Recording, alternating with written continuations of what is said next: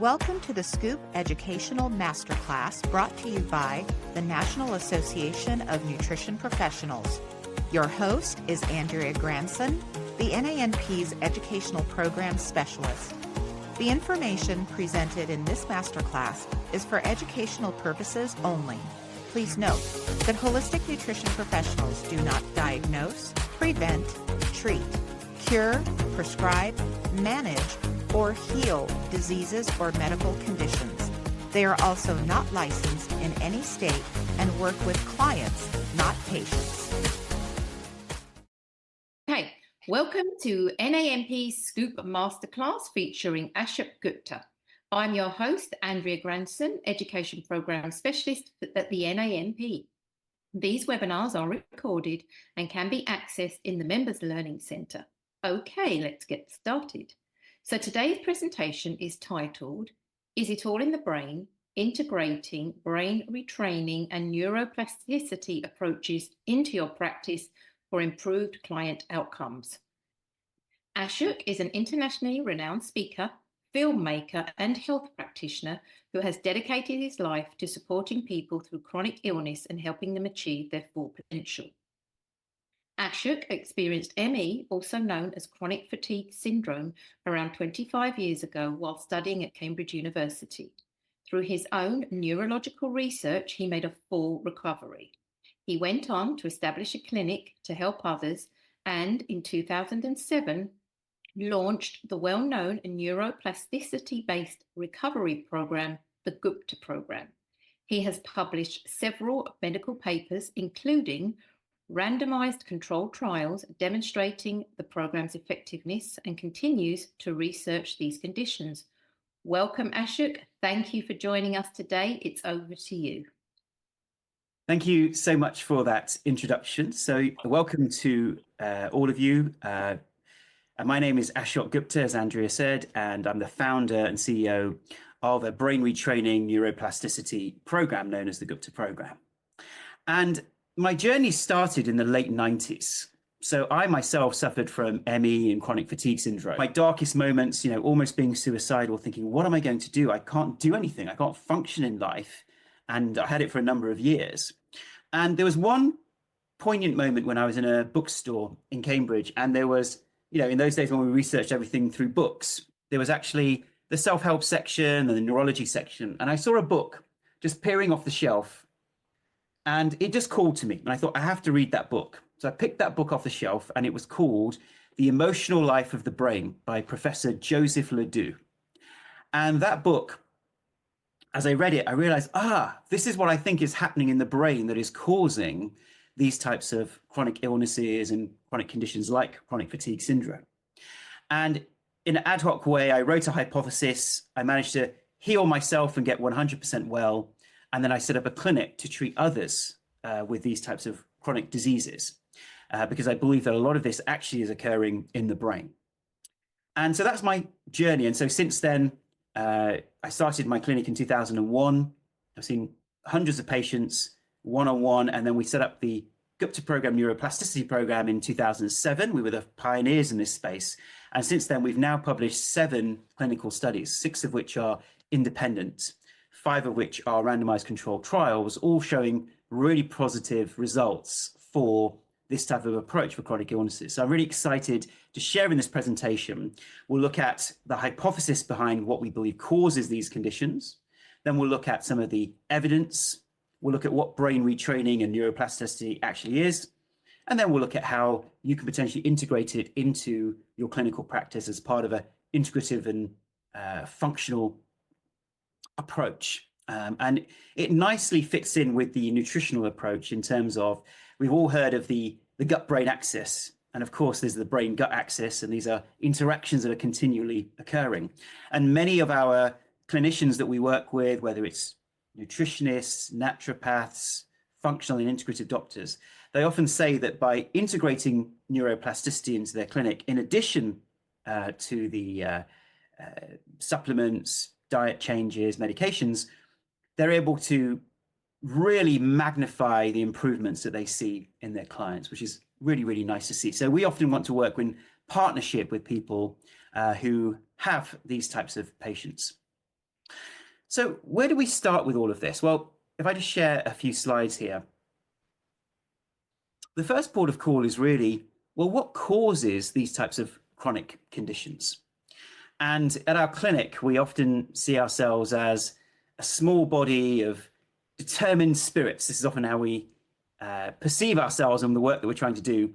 Fired by an unquenchable faith in their mission, we can alter the course of human history. A famous quote by Mahatma Gandhi. And this is really what drives us, is there is so many people, millions of people, tens of millions of people around the world who are suffering from these types of chronic conditions. And yet they aren't really catered to by the mainstream medical profession. And of course, then they come to great clinicians like yourselves who are able to support them when otherwise they aren't getting that support. And the types of conditions that we're talking about are what we call neuroimmune conditions. So we're talking about long COVID, which I know a lot of people are now suffering from around the world, chronic fatigue syndrome and fibromyalgia, and then some of the more inflammatory conditions, the chemical sensitivities, mold sensitivities, mast cell activation. Then some of the pain syndromes that we see, which includes obviously fibromyalgia as well. And then finally, autonomic conditions such as POTS, burnout, anxiety, panic, where the nervous system is become chronically dysregulated.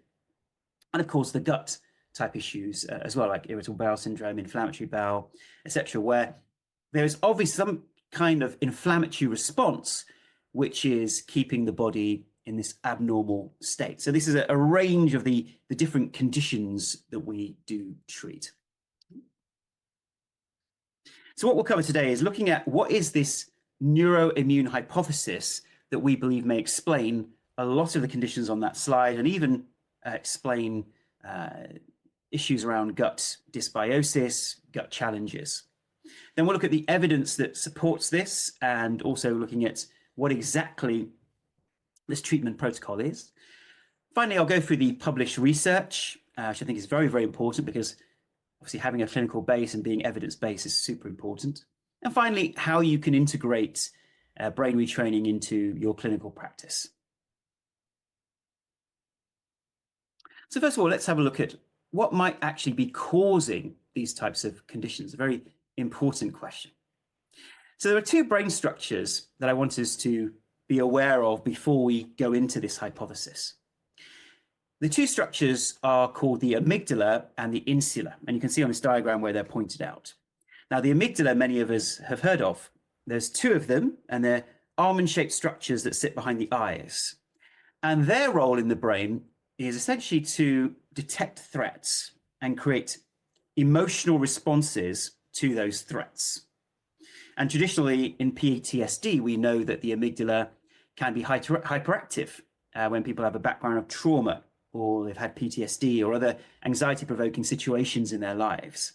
But what not a lot of people are aware of is that the amygdala is also involved in biological threat detection. So it's also involved in the immune system, also involved in pain networks, also involved in sensitivity reactions. And this comes down to this idea that the brain does not differentiate between threats.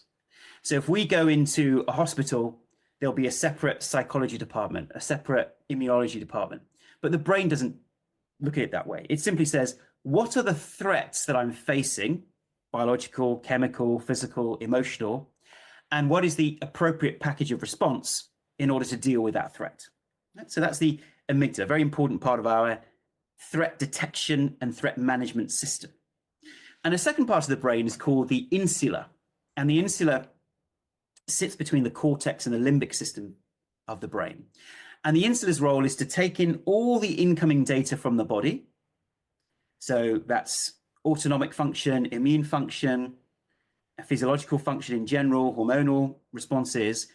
Take all of that data, as well as data around the external environment, and take the appropriate decisions on the immune system and the nervous system in association with the amygdala. Right? So we believe that these two brain structures are core and key to so many modern diseases that we may be treating. All right? So let me start off this hypothesis with the biggest question of all: why are we here? Now, We can answer that from a philosophical or I suppose a religious perspective, a spiritual perspective. But let's answer it from a scientific perspective.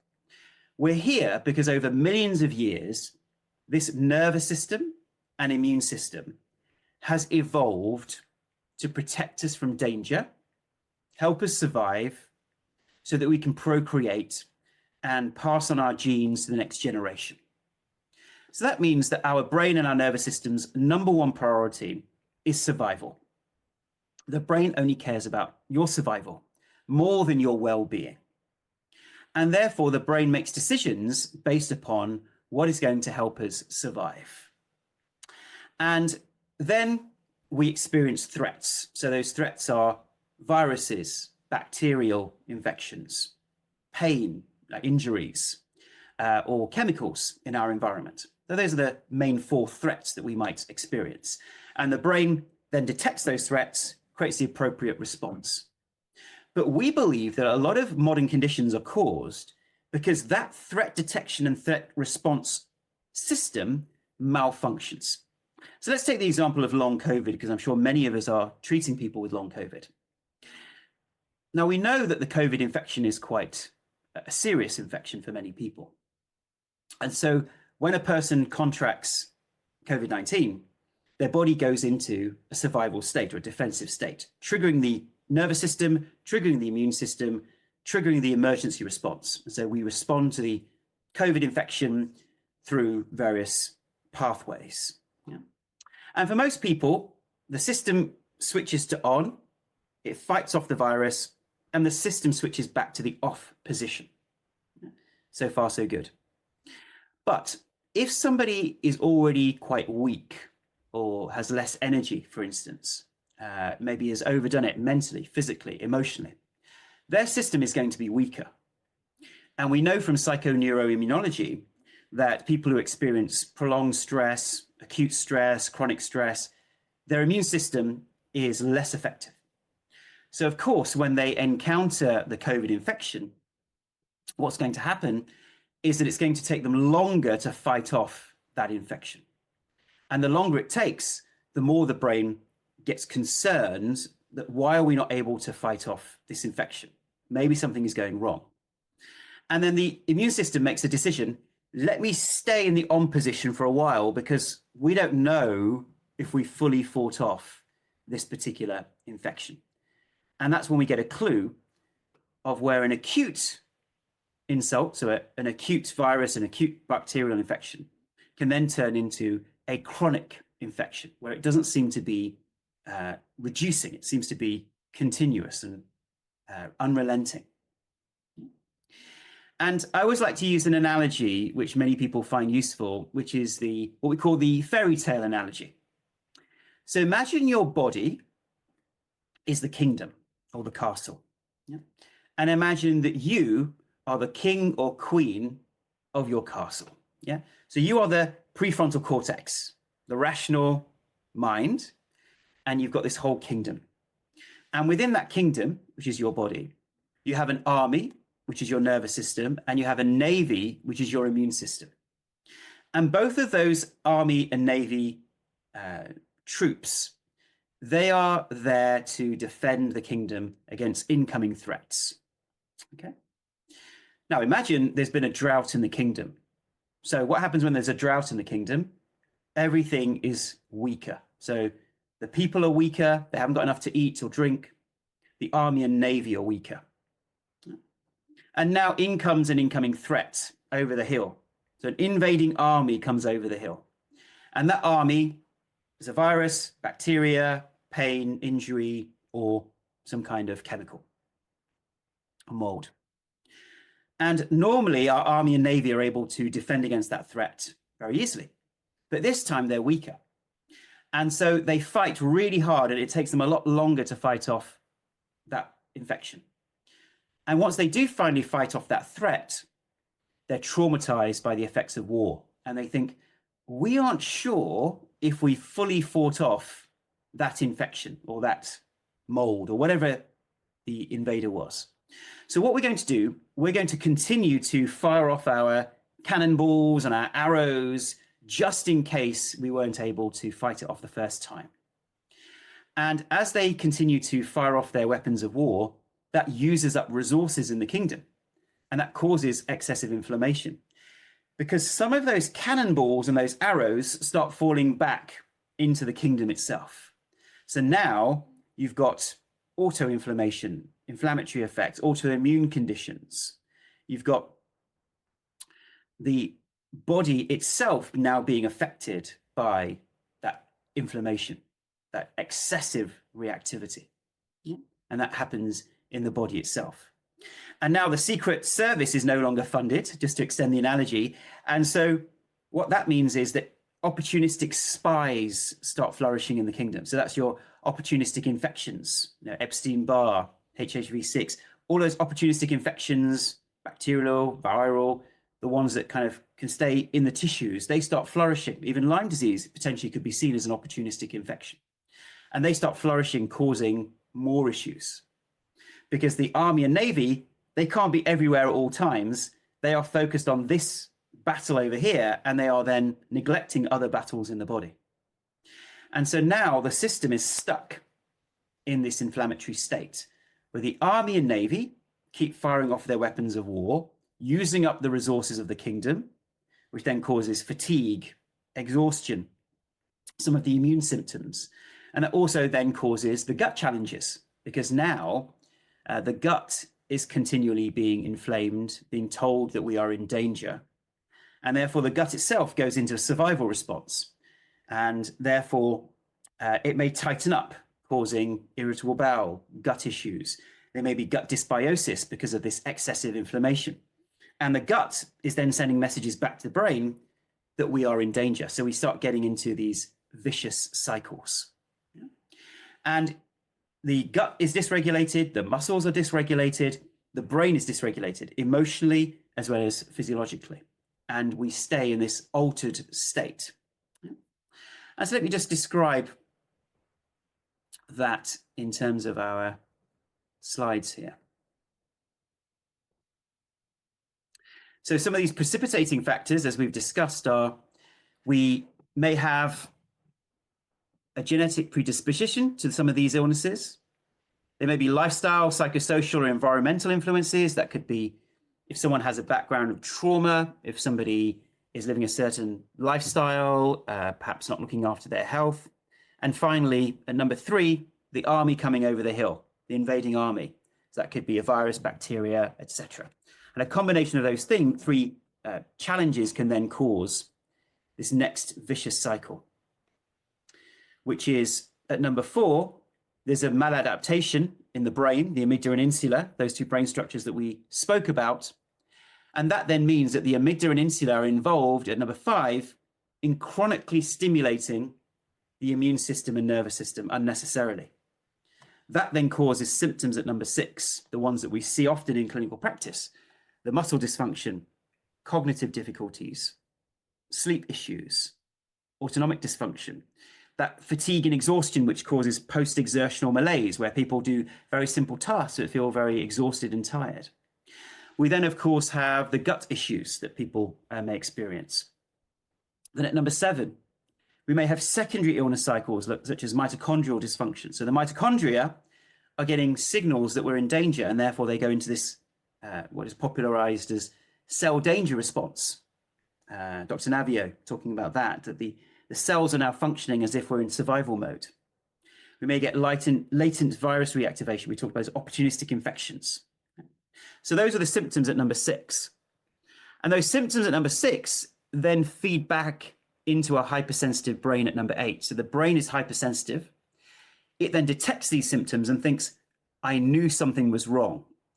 And it sees those symptoms as a proxy for the presence of the original infection, whether that's bacteria, viruses, etc. It sees it as a proxy for that. And so the brain thinks maybe we are still in danger. So then it magnifies those signals, sends those signals into the brain at number 9, and the brain thinks, I knew it. I knew we were in danger. Then at number 4, triggers the immune system and the nervous system, which then creates the symptoms at number 6.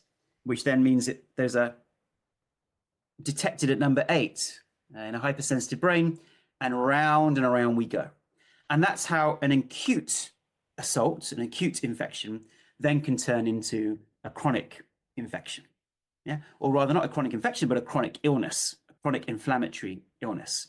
And this is where the input of the system at number 9 then creates the output of the system at number 4, and they get linked together. Number 4 and number 9 get linked together, and we go round in a vicious cycle. And it's almost like the brain and the body are playing a game of tennis. The brain says, we're in danger, alert, alert, defend, defend. And the body responds, has lots of symptoms in the body, and those symptoms then loop back to the brain, telling the brain that we are still in danger, and then we get stuck in this particular vicious cycle, and around we go. All right? And in our analogy that we spoke about before, how do we change the system? Because once the system is set up, and many of you will experience this in clinical practice, that people come in with a particular issue with their gut or other challenges with these types of illnesses. They may get well temporarily, but then some other stressor comes in their life, and the whole system seems to go back into that dysregulated state. Well, in our model, what we say is that brain retraining is when you're the king or queen of your kingdom and your army and navy generals are waging war, you have a weekly meeting with your army and navy generals. And at that weekly meeting, your navy generals say, my dear king or queen, we are in danger. We are being attacked. We need all the resources of the kingdom, the wheat, the corn, everything. And you think as the king or queen, well, of course, you need all those resources because you need to defend the kingdom and we need to survive. But imagine if at that meeting with your army and navy generals, your immune system and nervous system, you're able to persuade them, you've done a great job, my dear generals, but you can stand down. The war is over. Okay.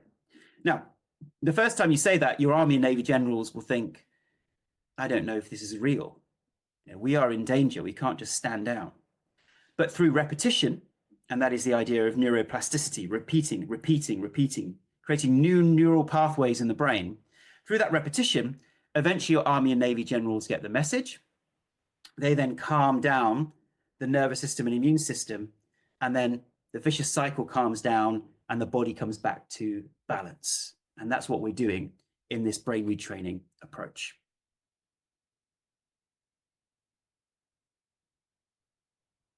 Okay. So that's what's breaking this vicious cycle up here, is training the brain. This is why we call it brain retraining. Training the brain to not be chronically reacting to the symptom in the body, but telling it that the war is over and the danger is over. Yeah. And we know that there is an interaction between the brain, the gut-brain axis, as we call it, that these are some of the secondary feedback loops that are occurring. So if we look at the top right, there's a stress response or emergency response, and that has all these effects in the gut, such as cortisol, secretions and challenges with those secretions, impairment of gut motility, dysbiosis, fluctuating sugar levels, and also the detoxification system shutting down. So often we talk about, oh, we need to detoxify from heavy metals or mold or mycotoxins. But the only reason that those toxins, in my humble view, are accumulating is because our natural detoxification systems are shutting down as a result of this emergency response. And that then sends symptoms back to the brain through those feedback loops that we are in danger, once again, contributing to this vicious cycle. And don't worry, I won't be spending the next 20 minutes talking about this diagram. Suffice to say, there's a lot of deep brain neurology behind this in terms of signals going through the brainstem, up into the brain, up into the amygdala, the thalamus, the prefrontal cortex, and how those brain structures interact in order to help us survive. Yeah, and there's a complex model that we have talking about these systems. And how does our intervention, or what we call AIR, so AIR stands for amygdala and insular retraining, which is what we believe is occurring in the brain, is we are retraining the brain out of these responses. And these are neuroplasticity techniques. You want to interrupt the brain as it going along a pathway and create new neural pathways through repetition. So let's have a look at some of the evidence that's supporting this type of approach. So we know, for instance, that there is excessive inflammation throughout the body and also now in the brain as well. And there can be brain abnormalities that we see, such as in anterior cingulate, prefrontal cortex, increased activity in the insula and the amygdala, two brain structures that we've talked about. Yeah. And so indirectly, we can at least see that there are some abnormal changes in the brain. And I think these studies are actually the ones that we find most interesting and exciting about what supports the idea of, is this in the amygdala and insular parts of the brain? So I really geek out on this stuff. So let me share some of these studies. So Dr. Pacheco Lopez, he's very famous as a well-known researcher in the area of immune conditioning. So he did lots of research studies where they take rats and they give these rats sweet water combined with an immunosuppressant. All right, so sweet water with an immunosuppressant. And of course, the immune system is then repressed in these rats. And they repeat that 5 times. Then they just give the rats sweet water without the immunosuppressant. And guess what happens? The immune systems of these rats is reduced. And then when they look at which parts of the brains are involved, they find that the conditioning effect, right, which is the brain saying, sweet water means I need to suppress the immune system, even though there's no immunosuppressant. This is occurring with support of the amygdala, but the storage of this immune response is in the insular part of the brain. So that means that whenever the brain learns to trigger the immune system and it becomes a learnt response, chronic response, it must be in the insula, or certainly in rats, it's in the insula. And a second set of studies, which I find really fascinating, a group of people directed by Dr. Assia Rolls, what they did was they gave rats an irritant that created inflammatory bowel disease in the guts of these rats. Yeah? And they measured the electrical signature in the insular cortex, which is essentially, the insula. Right? Then they brought these rats back to baseline, and they then just triggered that same electrical signature in the insula. That's all they did. And they were able to recreate the inflammatory bowel disease in these rats. And it's the first time on the planet, I believe, that somebody has been able to demonstrate that the brain, when we engage in an immune response, it stores that immunological memory in the insular part of the brain as a way of defending against future threats, right? Because the brain is very efficient. So it learns something new and it stores it to make sure that we are protected the next time that it comes along. And in this quote here in Scientific American, they're talking about how they recognize that there's a misfiring in the insula. And if we could decrease activation in the insula, could we train patients to reduce this misguided immune response? And then could we improve so many different inflammatory diseases? So we were fascinated by this because we've been doing this work now for 20 years. And along comes an organization that says exactly the same thing as us based upon research that they've been doing in animal studies. So it's very exciting. Okay. So in terms of, actually, I'll just go back to this slide here. What we also believe happens is and this is very relevant for obviously people in the nutritional space, as we retrain the brain, we break these feedback loops. We break the incoming data coming through the spine, often through the vagus nerve to the brain, telling the brain that there's something wrong with the body, and appropriately, that then reduces the stress response. And so this vicious cycle then also calms down the gut-brain axis. And of course, it's very easy to have a hypothesis. The harder part is actually proving it.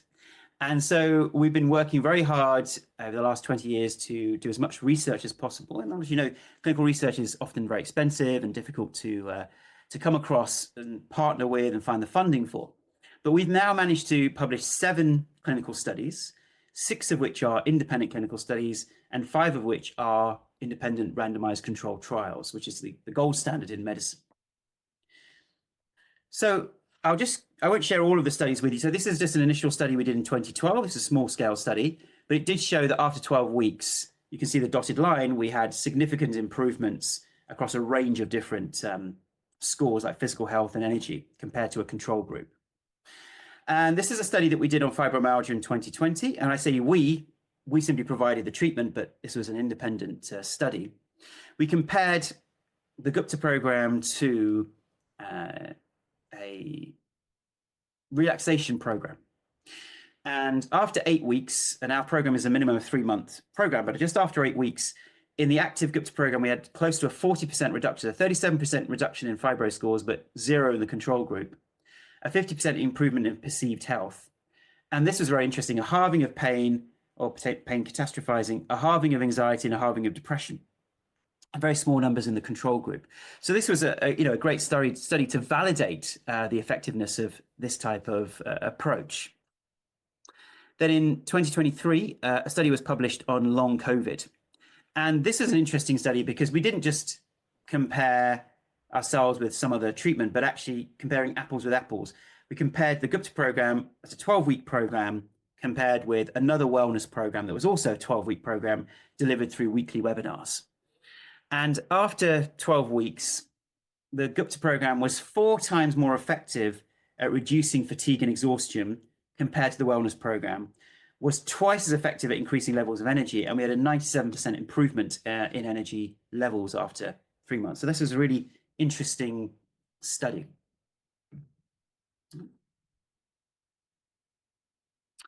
And once again, combining these approaches with the great work that you do on supplements and shifts in diet, lifestyle changes, medications, we do some of that within our program, but the specialist advice that you give complements perfectly with this type of approach. In 2024, an independent clinical audit was published on our patients, looking at the percentage improvements in health and functioning. And these were the improvements after 12 weeks. So a 70% improvement in ME and chronic fatigue syndrome, 62% in fibromyalgia, 84% in long COVID, and a 67% improvement in mold symptoms and health and functioning. You can see that what was interesting here was that these are a number of different conditions that often might be seen as very different or unrelated, but actually we're seeing improvement and consistent improvement across a range of different conditions. So I'd love for you to have the opportunity. We'll leave that in the blurb to read some of these independent studies. And this was a study that was done on older adults.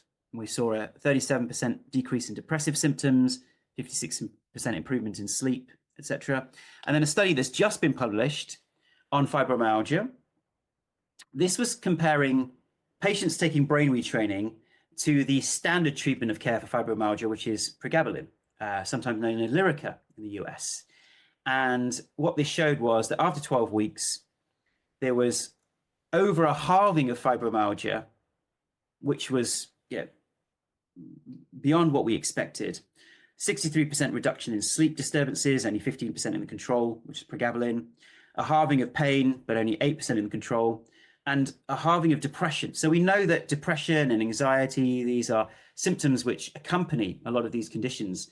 And to see a halving of that was very encouraging. And also seeing 4 times the effect size of improvements in cognitive function as well. So we know that people have brain fog, difficulty concentrating. So to see that improvement as well was really lovely. Now, of course, the question is then asked, what exactly is brain retraining and how does it work and what does it look like? Is it this, is it that? So we deliver our treatment through an app.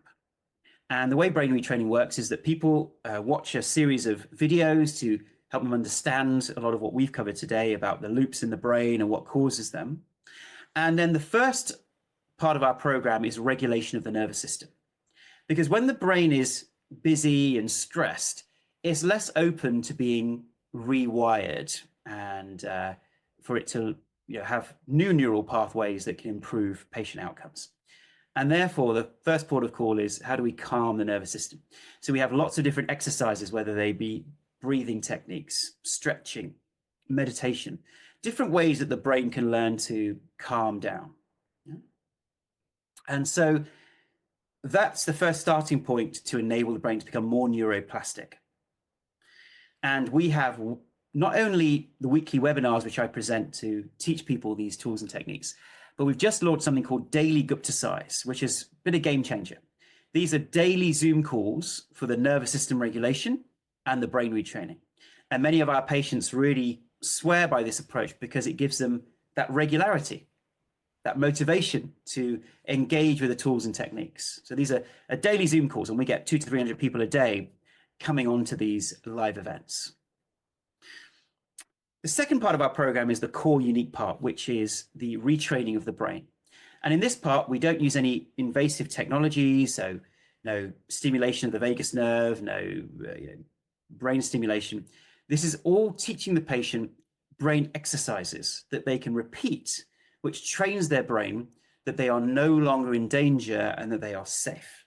And in doing so, that indirectly switches off the immune system and the nervous system, or at least regulates it so that the body can return to normal.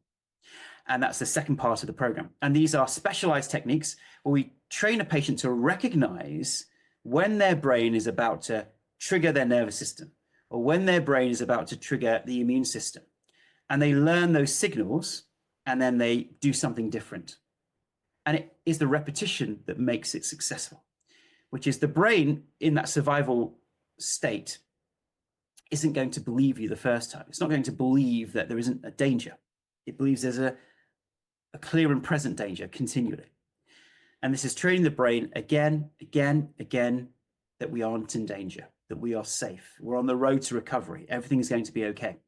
And through that regular repetition, that enables the brain to get out of survival mode into thriving mode. And these are, as you can imagine, it's very difficult to train the brain out of something that it believes it is protecting you from. But we've spent 20 years refining these tools and techniques to seeing what works.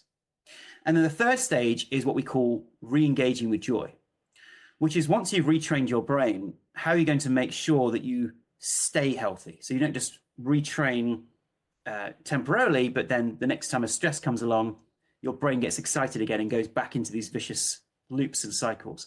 And I'm sure you've seen that in clinical practice where, once again, someone may heal from something, but the moment a new stressor comes in their life or something happens that's challenging, a lot of the symptoms seem to come back, and then you look at different pathways. So in this sense, we help a patient recognize their stress responses and how they can improve those stress responses. So those are what we call the 3 R's of the program: regulating the nervous system, retraining the brain, re-engaging with joy. The 3 core pillars that work together to get someone to long-term health and well-being. And as I said, these are all delivered through an app and weekly webinars with myself, and then also these daily sessions. And therefore, a patient doesn't feel like they're left on their own. There's a whole ecosystem of support, which is so important when you're dealing with a chronic illness at home. You may feel lonely, isolated, but with this community effect of thousands of people working together on their health, people feel like they're part of a healing community. And that has been a game changer for many patients. And something that we'd like to share, which is hot off the press that isn't published yet.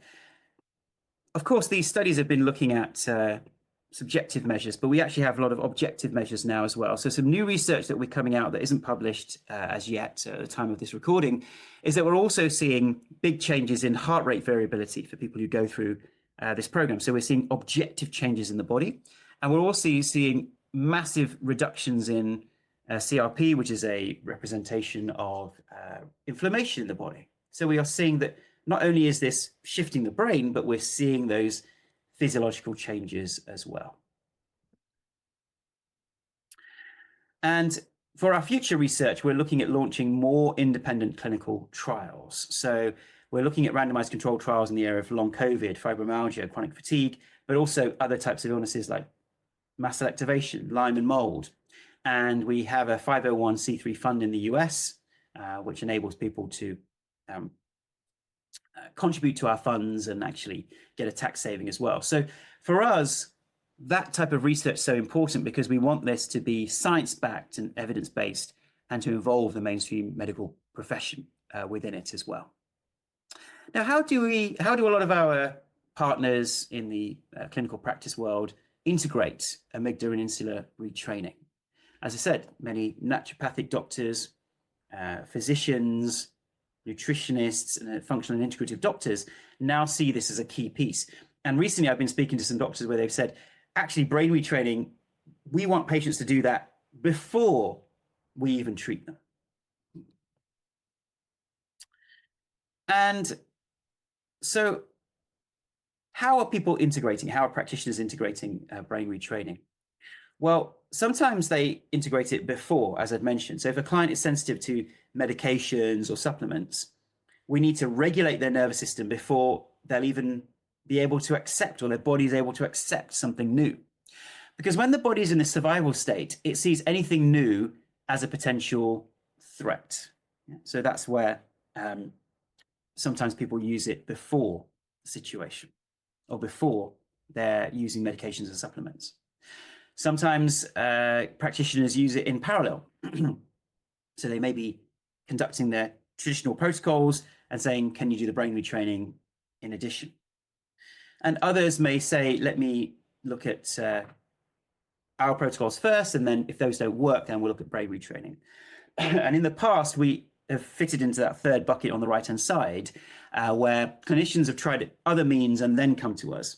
And we encourage clinicians to bring it earlier in the treatment cycle because there can be a cumulative positive effect of the physiological shifts and changes, but also then the brain retraining as well, calming down and regulating the nervous system. So the cumulative effect. And in terms of the package of treatment that patients receive, as we've mentioned, there's an app with video and audio sessions, the daily events, weekly webinars, and a very supportive community. And people often ask us, how are you different to other programs? So there are other programs out there, and actually we were the first to publish as a neuroplasticity program in 2007. And other programs came along after that. And for us, what's really important is a compassionate approach. So there are other programs where it's a bit more like a boot camp. It's a bit more regimented. And we believe that that may be useful in the short term, but in the longer term, isn't a compassionate approach. And many patients do have a background of adverse childhood experiences or trauma, which can make the brain more sensitive. So having a more compassionate approach is important. And the other ways that we are different is that we look at emphasizing the science behind this and also obviously looking at the daily sessions as well. Now, how much time commitment is required? So we encourage people, when it comes to brain retraining, to dedicate a minimum of 20 to 30 minutes a day. And people might think that that's quite a lot of time commitment, but we also encourage people to realize that that isn't wasted time. By engaging these tools, you'll feel calmer, you'll feel happier, and of course, you'll have those health benefits. So it's a really important investment in someone's health. What kind of patient is most suited? I think that we've found that most patients that you may see in clinical practice are suited to brain retraining, and especially those who quite clearly have anxiety as an additional layer, or they find it difficult to relax, as the obvious ones. But actually, any patient who has some type of chronic illness, chronic inflammatory condition, they can benefit. And even not just inflammatory conditions, but things like burnout, anxiety, chronic stress, those also ameliorate using this approach. And people often ask with brain retraining, do you have to pay for the program? Can you bill your patients? Yeah, so the patients often pay themselves for the program, we have many clinicians now who, through our concierge service, also bill the patients, and then we bill the clinicians.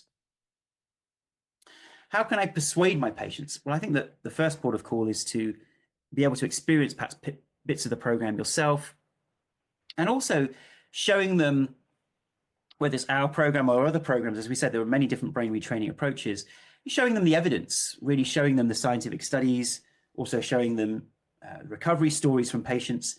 That's most powerful at persuading patients that regulating their nervous system And retraining the brain is an important part of healing. So I hope you've enjoyed this presentation in terms of what we've covered today, and understanding the hypothesis, and seeing this condition as essentially an overstimulation of our defensive systems, which then become a vicious loop, causing chronic illness. Secondly, we talked about some of the evidence behind this, some of the brain neurology. Then we looked at some of the clinical studies that we've conducted and how we're getting some great results, better results than any kind of medications. And then finally, we looked at how it can be integrated into clinical practice. So if you want to find out more about this approach, we do offer complimentary access for practicing clinicians and researchers. So if you're someone who actually is treating clients actively, you can go to our website, guptaprogram.com/health, or you can scan this QR code, and we give completely free access to the full program. The program normally costs $500 for a 1-year subscription for patients. And by you getting this free access, you're able to see what it is that patients will see, what they will encounter, the videos, the audios, and it gives you a real flavor of what they can expect. And that includes the weekly webinars, the daily live events, and of course, all the videos and audios as well. So a very comprehensive approach and program. So I hope that you've enjoyed the session today. And of course, any further questions that you may have, you can reach out to us at our email, which is info@guptaprogram.com. And in fact, I will leave my personal email on the screen as well, so that if you have any questions, you can of course direct it to us, and we'll be very happy to support you. Because the reason we do this work is because ultimately we really want to support patients who aren't being supported, well, because they are being supported by yourselves, but aren't being supported by the mainstream medical profession. And there's untold suffering that is going on. So we've set up our program to help as many people as possible until this becomes something that in mainstream medicine, they're really acknowledging the suffering that patients go through, and this becomes mainstream.